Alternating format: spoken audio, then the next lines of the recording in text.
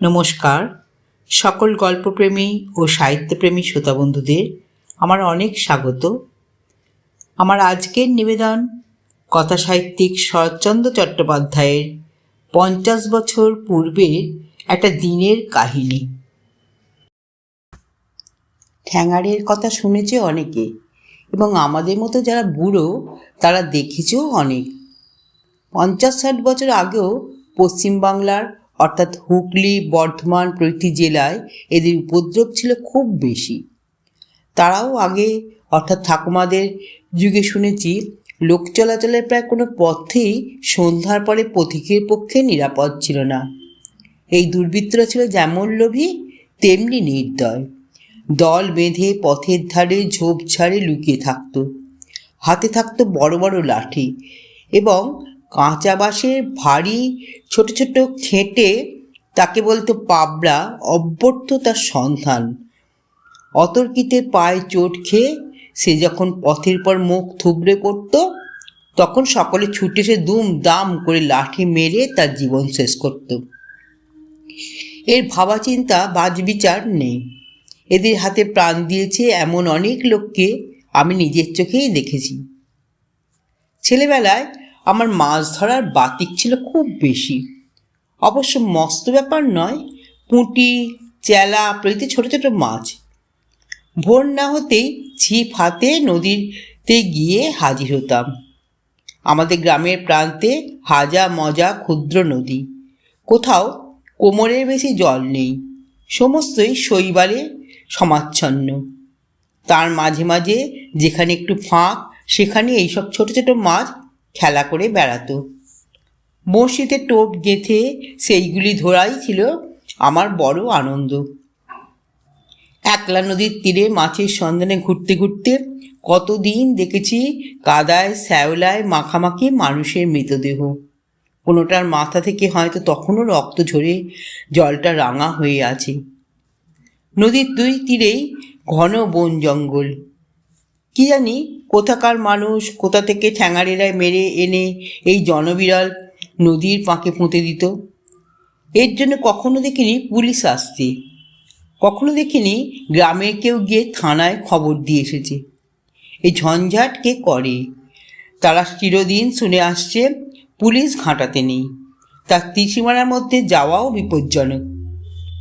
বাঘের মুখে পড়েও দৈবাত বাঁচা যায়, কিন্তু ওদের হাতে কদাচ নয়। কাজেই এই দৃশ্য যদি কারো চোখে পড়ত, সে চোখ ফিরিয়ে নিঃশব্দে অন্যত্র সরে যেত। তারপর রাত্রি এলে শিয়ালের দল বেরিয়ে মহা সমারোহে ভোজনাদি শেষ করে নদীর জলে আঁচিয়ে মুখ ধুয়ে ঘরে ফিরে যেত।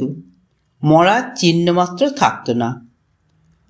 একদিন আমার নিজেরও হয়তো ওই দশা ঘটত, কিন্তু ঘটতে পেরে না। সেই গল্পটা বলি।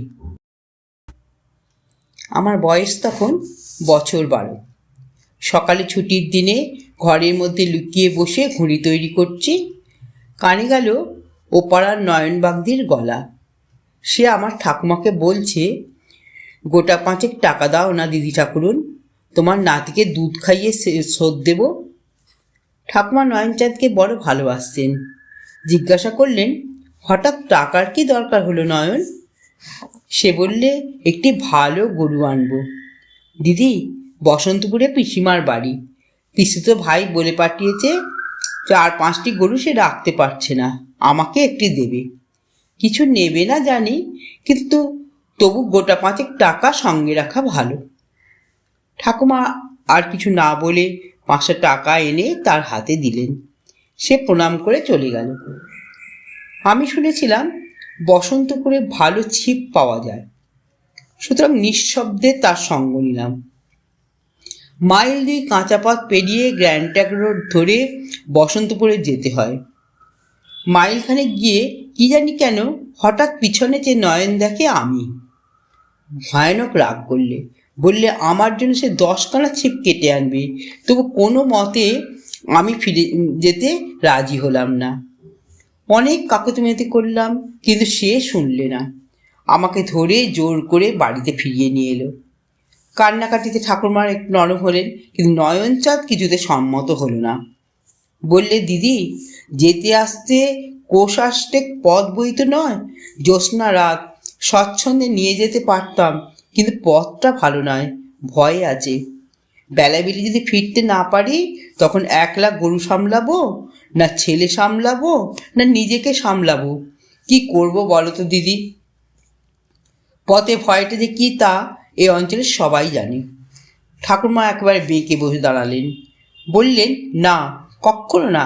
যদি পালিয়ে যাস তোর স্কুলের মাস্টারমশাইকে চিঠি লিখে পাঠাবো, তিনি 50 খাবের দেবেন। নিরুপায় হয়ে আমিও তখন অন্য ফন্দি আঁটলাম। নয়ন চলে গেল। পুকুরে নিয়ে আসি বলে তেল মেখে গামছা নিয়ে বেরিয়ে পড়লাম।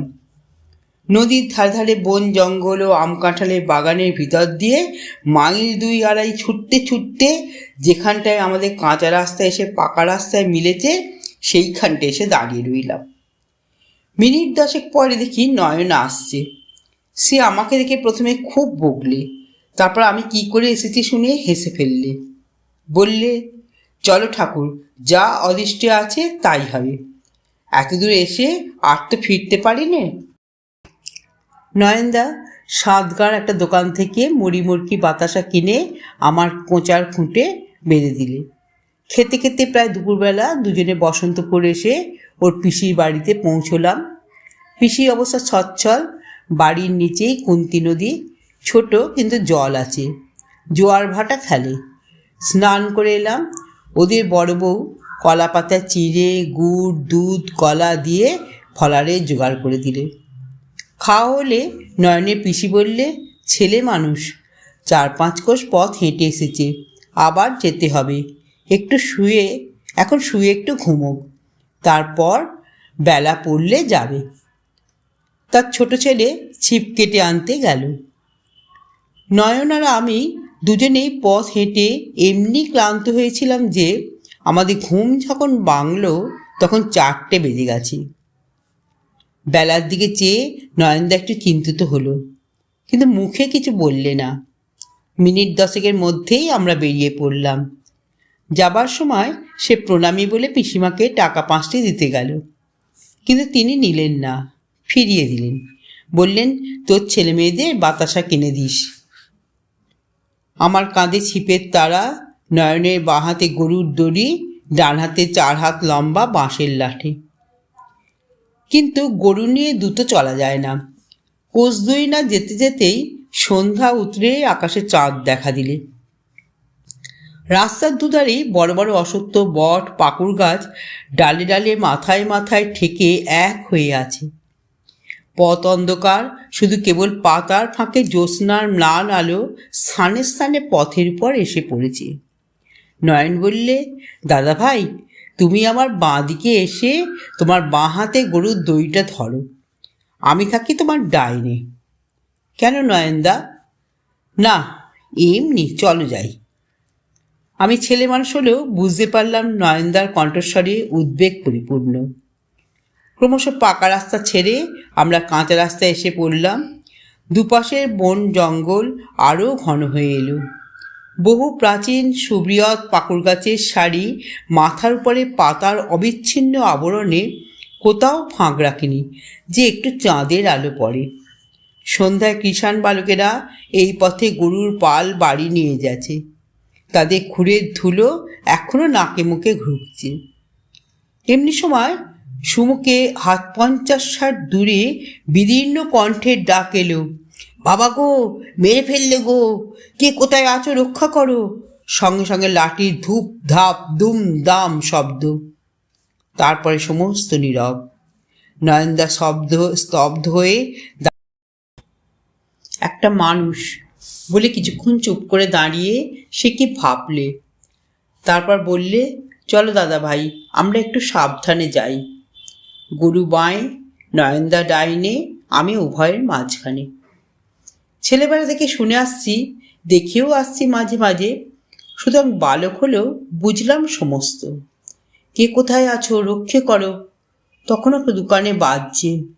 ভয় ভয় বললাম, নয়নদা, ওরা যে সব সামনে দাঁড়িয়ে, আমরা যাব কি করে? মারে যদি? না দাদা ভাই, আমি থাকতে মারবে না। ওরা ঠ্যাঙারে কি না, আমাদের দেখলেই পালাবে। ওরা ভারী ভীতু। গরু, আমি ও নয়নচাঁদ তিনজনে ধীরে ধীরে এগোতে লাগলাম। ভয়ে আমার পা কাঁপছে, নিঃশ্বাস ফেলতে পারিনি, এমনি অবস্থা। গাছের ছায়া আর ধুলোর আঁধারে এখনো দেখা যায়নি কিছুই। 15 পয়সাতে গিয়ে আসতেই চোখে পড়ল 5-6 লোক যেন ছুটে গিয়ে পাকুড় গাছের আড়ালে লুকোলো। নয়নদা হঠাৎ দাঁড়িয়ে পড়ে হাঁক দিলে, সে কি ভয়ানক গলা! বললে, খবরদার বলছি তোদের, বামুনের ছেলের সঙ্গে আছে। পাবড়া ছুঁড়ে মারলে তোদের একটাকেও জ্যান্ত রাখবো না, এই সাবধান করে দিলাম। কেউ জবাব দিলে না। আমরা আরও খানিকটা এগিয়ে দেখি একটা লোক উপুর হয়ে রাস্তার ধুলোয় পড়ে। অল্প স্বল্প চাঁদের আলো তার গায়ে লেগেছে। নয়নদা ঝুঁকে দেখে হায় হায় করে উঠল। তার নাক দিয়ে, কান দিয়ে, মুখ দিয়ে রক্ত ঝরে পড়ছে। শুধু পা দুটো তখনও থরথর করে কাঁপছে। কাঁধের ভিক্ষের ঝুড়িটি তখনও কাঁধে, কিন্তু চালগুলি ছড়িয়ে পড়েছে ধুলোয়। হাতের একতাটি লাঠির ঘায়ে ভেঙে চুরে খানিকটা দূরে ছিটকে পড়ে আছে। নয়নদা সোজা হয়ে উঠে দাঁড়ালো। বললে, ওরে নারকী, নরকের কীট, তোরা মিছিমিছি একজন বৈষ্ণবের প্রাণ নিলি? এ তোরা করেছিস কি? তার খানিকক্ষণ পূর্বের ভীষণ কণ্ঠ সহসা যেন বেদনায় ভরে গেল। কিন্তু ওদিক থেকে সাড়া এলো না। নয়নের দুঃখের প্রধান হেতু, সে নিজে পরম বৈষ্ণব। তার গলার মোটা মোটা তুলসীর মালা, নাকে তিলক, সর্বাঙ্গে নানাবিধ ছাপছোপ। বাড়িতে তার একটি ছোট ঠাকুর ঘর আছে। সেখানে মহাপ্রভুর শ্রীপট প্রতিষ্ঠিত। সহস্রবার ইষ্টনাম জপ না করে সে জলগ্রহণ করে না। ছেলেবেলায় পাঠশালায় বর্ণপরিচয় হয়েছিল। এখন সে নিজের চেষ্টায় বড় করে ছাপা বই অনায়াসে পড়তে পারে। প্রদীপের আলোকে ঠাকুরঘরে বসে বটতলায় প্রকাশিত বৈষ্ণব ধর্মগ্রন্থ প্রত্যহ অনেক রাত্রি পর্যন্ত সে সুর করে পড়ে। মাংস সে খায় না। সংকল্প আছে ভবিষ্যতে একদিন মাছ পর্যন্ত ছেড়ে দেবে। তাঁর বৈষ্ণব হবার ছোট্ট একটু ইতিহাস আছে, এখানে সেটুকু বলে রাখি। এখন তার বয়স 40-এর কাছে, কিন্তু যখন 25-30 ছিল তখন ডাকাতির মামলায় জড়িয়ে সে একবার বছরখানেক হাজতবাস করে।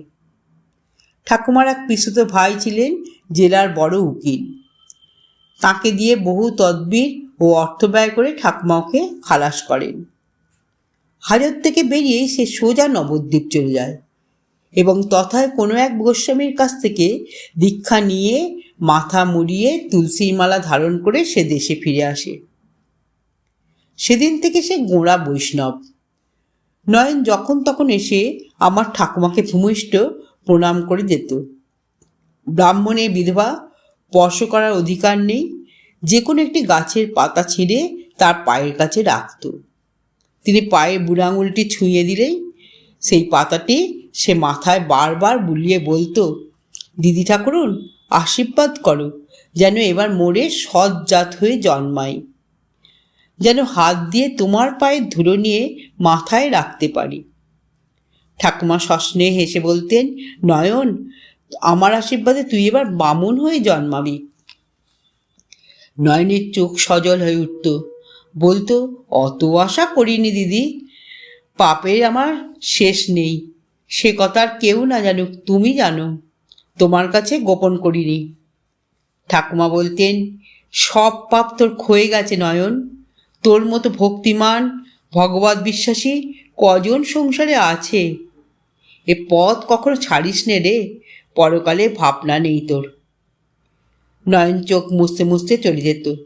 ঠাকুমা হেঁকে বলতেন, কাল দুটি প্রসাদ খেয়ে যাস নয়ন, ভুলিস নি যেন। এসব আমি নিজের চোখে কতবার দেখেছি।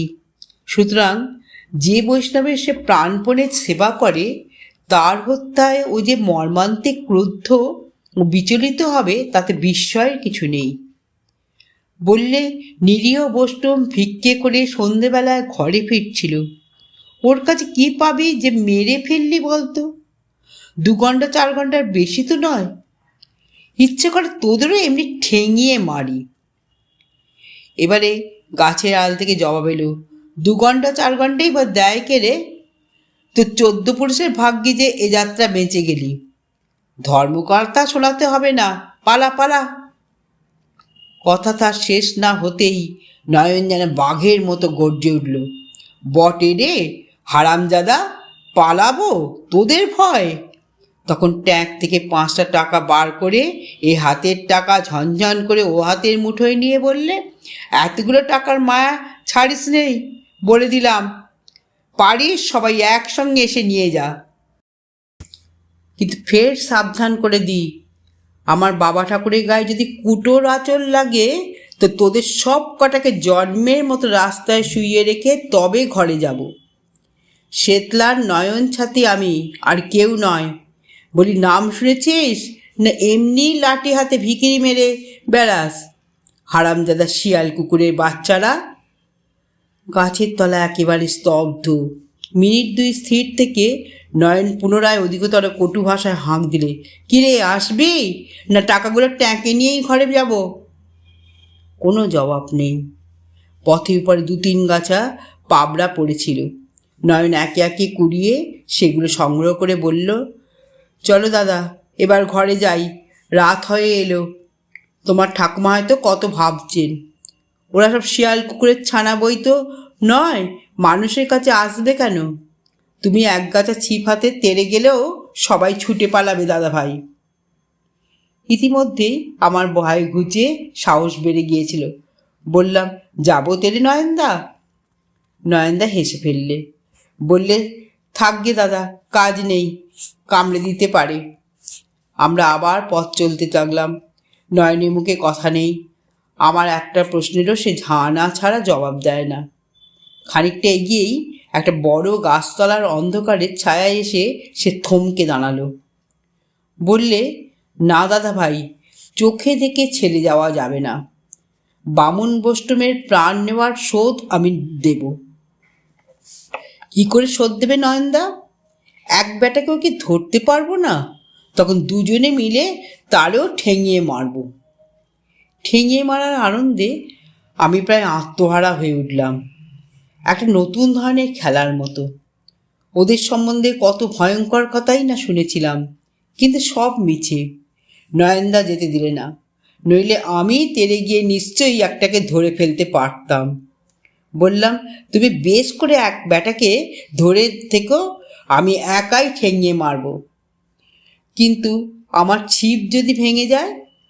নয়ন পুনরায় হেসে বললে, ছিপের ঘায়ে মরবে না দাদা, এই লাঠিটা নাও। বলে সে সংগৃহীত পাবড়ার 1 গাছা আমার কাছে দিয়ে বললে, গরু নিয়ে এইখানে একটু দাঁড়াও দাদা ভাই, আমি এক্ষুনি 2-1 বেটাকে ধরে আনছি। কিন্তু চেঁচামেচি কান্নাকাটি শুনে ভয় পেও না যেন। না, ভয় কি, এই যে হাতে লাঠি রইল। নয়ন বাকি পাবড়া দুটো কোলে চেপে ধরলে। তার বড় লাঠিটা রইল ডান হাতে। তারপর রাস্তা ছেড়ে বনের ধার ঘেঁষে হামাগুড়ি দিয়ে ফিরে চলল সেই দিকে। ঠ্যাঙারেরা ঠাউরেছিল আমরা চলে গেছি। নিশ্চিন্ত হয়ে ফিরে এসে সেই মৃত ভিখারির ট্যাঁক হাতড়ে ঝুলি ঝেড়ে তারা খুঁজে দেখছিল কি আছে। হঠাৎ একজনের চোখে পড়ল অনতিদূর ওই গাছের আড়ালে দাঁড়িয়ে নয়ন। সবাই চেঁচিয়ে উঠল, কে দাঁড়িয়ে ওখানে? আমি নয়ন ছাতি। অমনি দাঁড়িয়ে থাক, ছুটে পালাবি কি মরবি? কিন্তু কথা শেষ না হতেই অনেকগুলো ছুটোছুটি শুনতে পেলাম, এবং প্রায় সঙ্গে সঙ্গেই অস্ফুট আত্মস্বরে কেঁদে উঠে কে যেন হুড়মুড় করে একটা ঝোপের উপর পড়ে গেল। নয়ন চেঁচিয়ে বললে, 1 বেটারে পেয়েছি দাদা ভাই, আরগুলো পালালো। শুভ সংবাদে সেইখানে দাঁড়িয়েই লাফাতে লাগলাম। আমি চেঁচিয়ে বললাম, ওকে ধরে আনো নয়নদা, আমি ঠেঙিয়ে মারবো, তুমি মেরে ফেলো না যেন। না দাদা, তুমিই মারো। আবার একটা করুণ ধ্বনি কানে এলো, বোধ করি নয়নের লাঠির খোঁচার ফল। মিনিট 2 পরে দেখি একটা লোক খোঁড়াতে খোঁড়াতে আসছে, তার পিছনে নয়নচাঁদ। কাছে এসে সে হাউমাউ করে কেঁদে উঠে আমার পা জড়িয়ে ধরলে। নয়ন টান মেরে তাকে তুলে দাঁড় করালে। এখন তার মূর্তি দেখে আমি ভয় শিউরে উঠলাম। মুখে তার কালি মাখানো, তাতে সাদা সাদা চুনের ফোঁটা দেওয়া, যেমন রোগা তেমনি লম্বা, পরনে শতচ্ছিন্ন ন্যাংরা। তখনও কাঁদছিল। তার গালে নয়ন প্রচণ্ড এক চড় মেরে বললে, চুপ কর হারামজাদা, যে জিজ্ঞাসা করে সত্য জবাব দে। কজন ছিলি? তোদের কি নাম? কোথায় ঘর বল। লোকটা প্রথমে বলতে চায় না, কিন্তু পিঠে একটা গুঁতো খেয়ে সঙ্গীদের নাম ধাম গড় গড় করে বলে গেল। নয়ন বললে, মনে থাকবে, ভুলবো না। এখন বল, বোষ্টম ঠাকুর পড়ে গেলে নিজে তুই কটা ঘা বাড়ি দিয়েছিলি? 5-7 ঘা হবে বোধহয়।